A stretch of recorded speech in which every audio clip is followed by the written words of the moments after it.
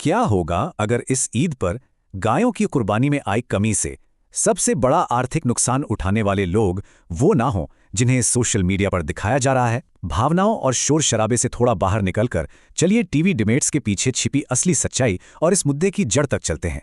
Internet पर कई viral video तैर रहे हैं। कुछ लोग ट्रकों को रोककर मवेशियों की खरीद बिक्री का विरोध कर रहे हैं।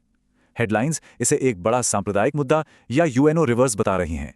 लेकिन क्या यह आसान और सीधा गुस्सा पूरी कहानी बता रहा है, या फिर कहानी में कुछ और भी है? इस विश्लेषण के लिए पश्चिम बंगाल का उदाहरण लेते हैं।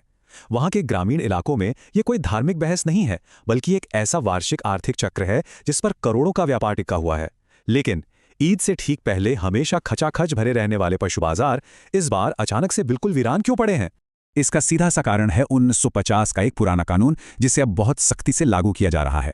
नियम कहता है कि केवल 14 वर्ष से अधिक उम्र या काम के लिए अयोग्य जानवरों को ही सरकारी मान्यता प्राप्त बूचड़खानों में काटा जा सकता है। अब कानूनी पचड़े और झमेलों से बचने के लिए कई मुस्लिम संगठनों ने सीधा खरीद का ही बहिष्कार कर दिया। और यहीं पर आती है कहानी में सबसे बड़ी ट्विस्ट। इस बहिष्कार का सबसे बड़ी नुकसान उठाना पड़ रहा है पारंपरिक हिंदू डेयरी किसान समुदाय को। अगर हम आगे बेच नहीं सकते तो हम बिल्कुल बर्बाद हो जाएंगे।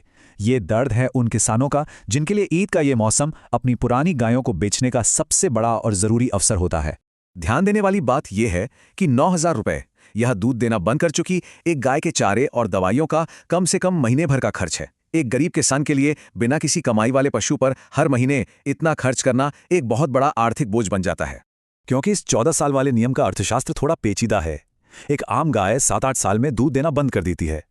अब उसे 14 साल की उम्र तक पालने और जिंदा रखने में लगभग 7.5 लाख रुपए का खर्च आता है, और तब तक वो इतनी कमजोर हो चुकी होती है कि बाजार में उसकी कीमत बिल्कुल शून्य रह जाती है। और ये संकट सिर्फ चंद हजार रुपयों का नहीं है। कई किसानों पर तो 2 करोड़ रुपए तक के भारी बैंक कर्ज चल रहे हैं।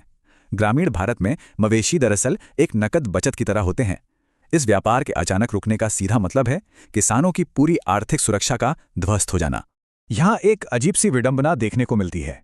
एक तरफ मुस्लिम समुदाय कानूनी कार्रवाई से बचने के लिए बकरे या भैंस की कुर्बानी जैसे विकल्पों को बढ़ावा दे रहा है, वहीं दूसरी तरफ हिंदू व्यापारी और डेयरी किसान अपना अस्तित्व और आजीविका बचाने के लिए ईद पर इन्हीं मवेशियों की बिक्री का बेसब्री से इंतजार कर रहे हैं। क्योंकि अगर ये नियम ऐसे ही लागू रहा तो इसका असर सिर्फ डेयरी तक नहीं बल्कि चारा, चमड़ा और पोल्ट्री उद्योगों पर भी पड़ेगा। तो आखिर में यही सबसे बड़ा सवाल बचता है कि जब धर्म, राजनीति और अर्थशास्त्र आपस में इस तरह टकराते हैं तो क्या हम असलियत में किसी बहुत बड़ी कहानी को अनदेखा कर रहे हैं? क्या